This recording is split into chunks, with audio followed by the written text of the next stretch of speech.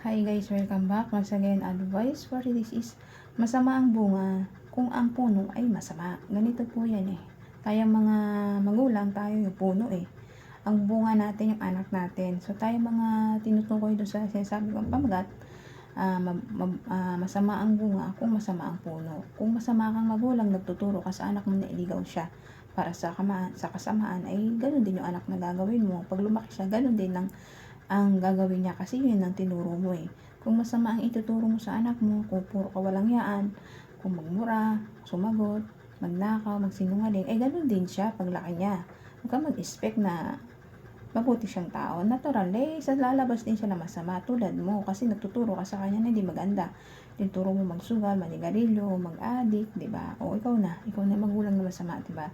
Wala kang maidulot na maganda sa anak mo, di ba? Eh kung mabuti kang magulang, edi magiging mabuti rin yung anak mo. Ituturo mo puro kabutihan sa anak mo.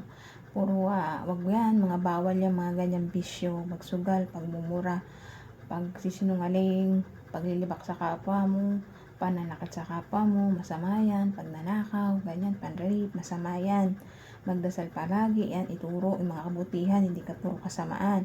Pero ang magulang na nagtuturo ng kasamaan sa anak niya, ay tiyak na tiyak silang dalawa mag-ina o mag-ama ay mapupunta doon sa impyerno na hindi namamatay ang apoy at ang uod na buhay hindi namamatay. Kahit patay ka na, sige pa, nararamdaman yung mga sakit at init sa katawan mo.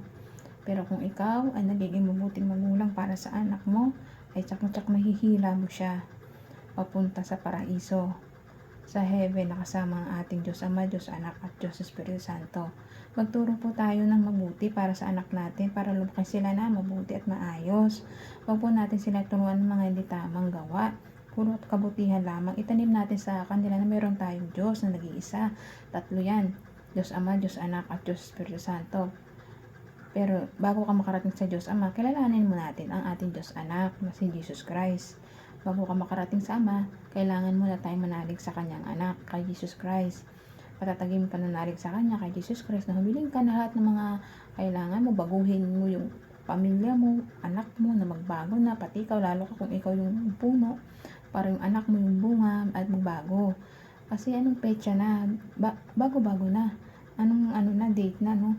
Kailangan na po natin magbago habang maaga pa. Magbago na tayo. Pag tinalikuran natin yung mga kasamang gawa natin, kasalanan, eh huwag na natin itong balikan pa kasi mas masahal pa yung paparusa sa'yo ng ating Diyos.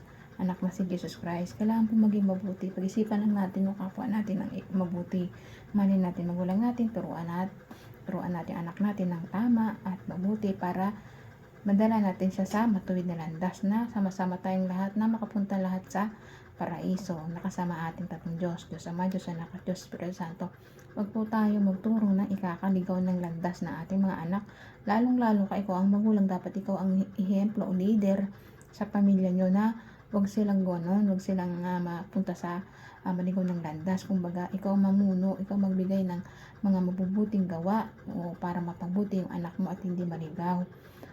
Kaya ikaw, habang maaga pa bilang mabuting magulang para maging mabuti rin yung anak mo, ganun ang gawin nyo. Sundin lang po natin sa utos, gumawa ng mabuti sa kapwa para ang anak natin ay maturuan din po natin ng kabutihang gawa para sila ay matuto paglaki nila ay ganun din ang gagawin nila. Kaya ikaw, habang maaga pa, magsisi ka na sa mga kasalanan ng gawa mo, magbago na po tayo. Kaya hanggang dito na lang po ang aking advice. Ingat ang lahat and God bless.